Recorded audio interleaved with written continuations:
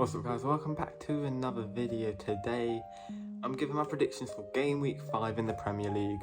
I'm going to kick off the return of the Premier League with a 12:30 game between Wolves and Liverpool. I'm going with 3-1 Liverpool win, should be pretty comfortable. It's a team who are going to be in a European place at the end of the season, you'd think, against a team who I think are going to get relegated. And although they have played above expectations, I don't expect Wolverhampton Wanderers to really be of any threat. They'll probably get a set piece goal or something because Liverpool's defence isn't the best and Wolves have scored a few goals this season. But for Liverpool, this should be comfortable, man. They put Villa aside with real ease just before the international break. Trent might be injured, which could be an issue, but overall they've got more than enough quality. Szoboszlai looks really good. Aaron Birch can make his debut. He's not someone I think they really needed because they've got decent players in midfield already. They needed a defensive midfielder, which he is not. Liverpool will be kicking off the European adventure on Thursday. However, there's still 5 days between this Wolves game and that game. And they've got a very easy group, so you wouldn't expect much rotation will be necessary for this game. Aston Villa against Crystal Palace. Like Liverpool, Aston Villa have their European campaign kicking off on Thursday as well. Once again, they've got a pretty comfortable group. They're in the Conference League, so even easier teams. And again, I don't think they'll need a lot of rotation. I do think they'll win here. At home against Palace, I'm going 3-1 again. They have had a bit of issue on the road against the better teams like Newcastle and Liverpool. They've put in 2 really poor performances, but at home, Aston Villa are very tough to beat. They'll be too tough for Palace in my opinion. Diaby started the season really well. Watkins hasn't been as good as he was last season, but I think he can get there definitely. Shouldn't really be too many issues from here. Fulham against Luton Town. Luton Town yet to get a point in their debut season in the Premier League. I think they could get one here, but I don't think they will. I'm going 2-1 Fulham. I think it'll be a tight game. Luton aren't going to get many points on the road this season, I don't think. I think this game here is one where they have to get something in. Polinia might once again not be in the team, we don't know. Yep, since recording, he signed a new contract.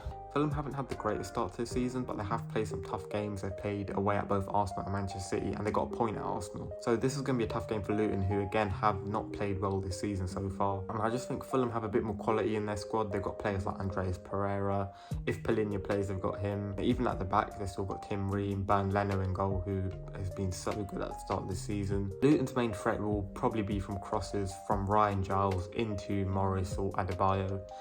And I do think they'll get a goal, but it won't be enough. And this will mean, if they do lose it, it'll be their second loss in West London so far this season. Manchester United against Brighton and Hove Albion. It's 2 teams that you'd think will be up there come the end of the season. Manchester United have not started very well in terms of performances. They've been absolutely dreadful in 3 of their 4 games. Against Forest, they were okay after the shaky start. Brighton, on the other hand, have put in some very good performances. Even in the loss against West Ham, they did show a lot of attacking intent and quality. They won at Old Trafford last season in Ten Hag's first game in charge of the Red Devils. And I think they're going to win again. I'm going 3-1 Brighton. Now, this is with the assumption that Ferguson will play. He's carrying a bit of a knock, so I'm not sure if he will. But if he does, it'll be comfortable, man. Manchester United don't look like a proper team yet. And it's weird because they've signed a lot of players that Ten Hag wanted. We could be seeing the full debuts of Rasmus Højlund and Sofian Amrabat. I'm not sure if Amrabat is fit yet. Højlund played against Arsenal, but this will be his full debut and his home debut. He'll provide a threat that they desperately need, but I'm just not sure on them. We don't know what's going on with their right winger situation. Obviously, Greenwood's gone. Anthony is still under some investigations. Sancho and Ten Hag supposedly have beef, so who knows if he's even going to start there. Defensively, Manchester United look dreadful. Martinez's been terrible at the start of the season. They have injuries at left back. The Casemiro's look bad. With Amrabat, who will provide some support from, he might look a bit better, but he's been awful. Varane's been injured, so Manchester United have been unlucky in that sort of sense with the injuries and stuff, but overall they've just not been anywhere near good enough. I think they're actually very lucky to already have 2 wins under their belt, and they've only lost 1 Premier League game since the start of last season, and that was against Brighton, and I think they'll do it again. They've got so many quality players like Ferguson, who I've already mentioned. They've got Mitoma, they've got Pascal Gross, who always seems to score against Man United. They've got Solly March, who started the season well. Estepinian's been very good at the start of the season. Dunk's not been too bad. Bart Verbruggen, the new goalkeeper, very young, but already looks really, really good. Like, he looks like he's a perfect goalkeeper for that sort of system. So I think it should be a comfortable Brighton win, to be honest with you. However, going to Old Trafford is never easy, and that's the only reason why I think Manchester United could get something out of this. Tottenham against Sheffield United. I'm going 4-1 Tottenham. I think it should be very comfortable for them. Although Sheffield United look very solid defensively when they play against Manchester City, They were at home, they had that whole atmosphere and everything. They're not going to have that Tottenham. For Tottenham, they should have a very positive atmosphere in that stadium. They've started the season really well, 3 wins and a draw. They've got right now the second best attacking midfielder in the whole world in James Maddison. Heung-min Son looks revitalised up front, and they've got Bissouma and Sarr who look phenomenal in a double pivot together. The 2 centre-backs look great, the goalkeeper looks good, the doggies look fantastic.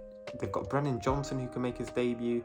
Everything just looks really positive at Spurs. And a week before the North London derby, this is a game that they have to be looking at as a very, very winnable game. If they don't win this, I think that they could tank a little bit because they've got Arsenal and Liverpool in the next 2 games. But with the players I already mentioned, they should be comfortable. Sheffield United will provide a threat with players like Cameron Archer and Gustavo Hamer, and McAtee could make his return debut, I guess. He was on loan there last season.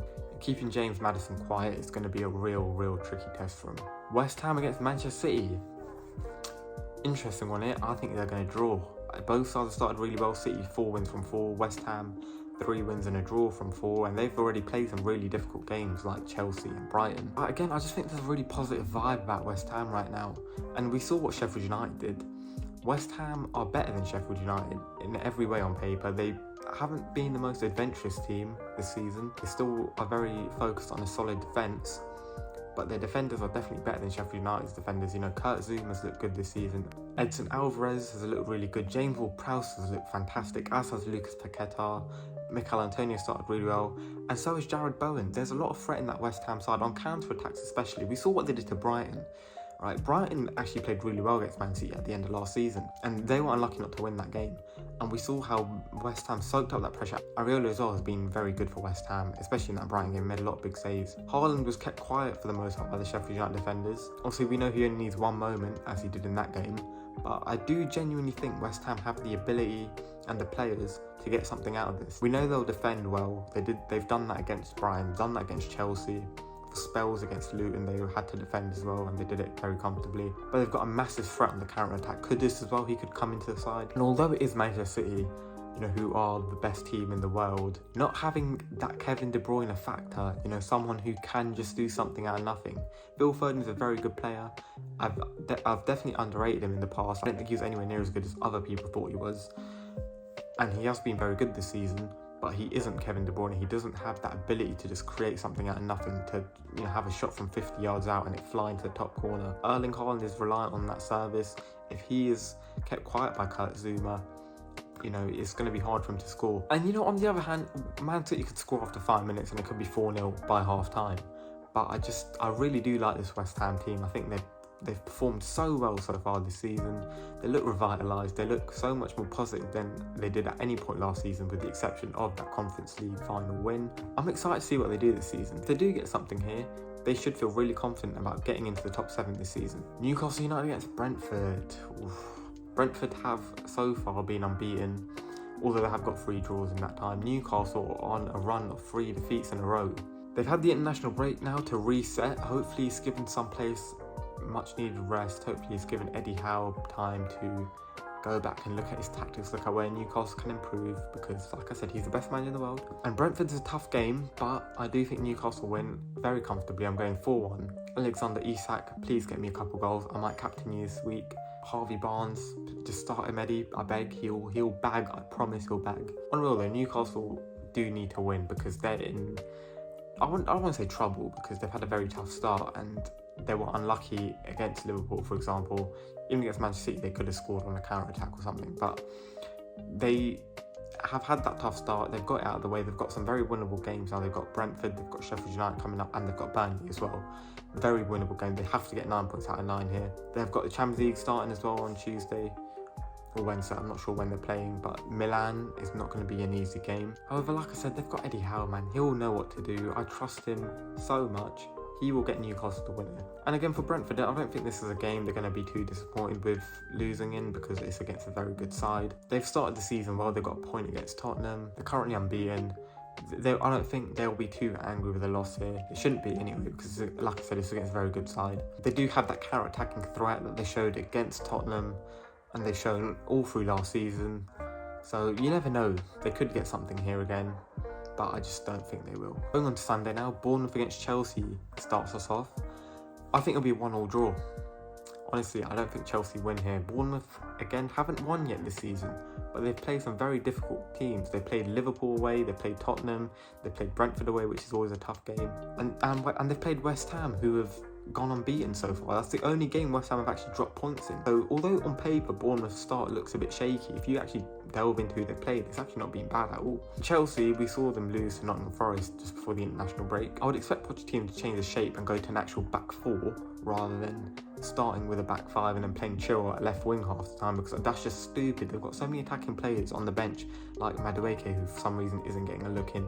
They've just signed Cole Palmer, who needs to play. I would expect them to start because they've played very well in under 21 international duty. If Pochettino really is actually a serious manager, he needs to start them too and play Chilwell at left back rather than putting him on the left wing and playing Thiago Silva, because although he's a very good player, a legendary player, he's just too old now. You don't need to play him in these sort of games. Like just you can come in if you need at the end. Don't need to start him. As for Bournemouth, they're still adapting to Iraola's tactics, and they've still got injuries to two of their midfielders in Alex Scott and Adams. Don't expect them to play for a while, but they've looked decent. Billing, I think, has been good this season so far. It'd be good to see Solanke score against his old team. Overall, I think this should be a good game. It's a game that'll probably go under the radar a little bit on paper. I think people will banter Chelsea if they don't win here, but it's actually going to be a tough game for them. I think most people, it will be a tough game. Hopefully Bournemouth win, obviously, but I think they will take a draw here. Everton against Arsenal. Everton got their first points of the season away at Sheffield United before the international break. Beto looked like a player they really needed. He looked great. Arsenal got a really late win over Manchester United, a very deserved one as well. They should be full of confidence, and although Everton won here last season in this fixture, Arsenal need to win. I'm going 2-0 Arsenal. So far, it's the only game I'm actually predicting a clean sheet in. I know I just talked about how Beto's look very good. Arsenal's away record in terms of conceding goals is actually quite good. They don't concede a lot away. For some reason, they seem to always concede at the Emirates. They also have the Champions League campaign kicking off in midweek.